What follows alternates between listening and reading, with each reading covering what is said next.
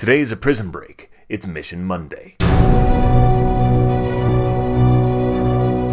Hey Faith Warriors, welcome back to a brand new edition of Mission Monday, where we're taking a look at scripture from the warrior's perspective in 2 minutes or less. I'm your host, The Fuss, and today's scripture is Colossians 1:13. It says, "For he has rescued us from the kingdom of darkness and transferred us into the kingdom of his dear Son." And this is the prison break that I'm talking about.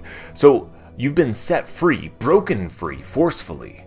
Now the question is, what are you going to do with it? And I want you to imagine yourself as a slave to the forces of evil, and they're playing mind games with you. The more you try to dig yourself out, the deeper you actually dig yourself in.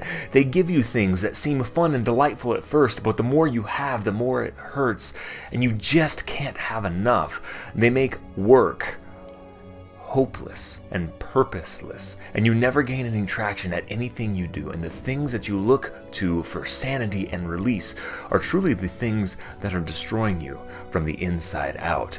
And this is the kingdom of darkness, and this is actually what slavery to sin feels like. But God has rescued you from the forces of evil. He has forcefully broken us free from slavery, and we praise Him for it. As we enter the light, we enter His love, we enter pure joy, and we enter purpose. You are free. But the real question is, what are you going to do with that freedom? You see, prisoners are not broken out by an outside force unless they have value and purpose. And through all this chaos, God has chosen you to share His purpose and mission with. There are still people living as slaves of the darkness instead of living as sons and daughters of the light. Do you go back for them? Do you simply exist in the light, or do you thrive in it with purpose, passion, and productivity? This week I want you to pray and reflect on what God has uniquely purposed you for in your freedom. And I want you to share this with a spiritual battle buddy, and then together seek to find ways to grow in that purpose.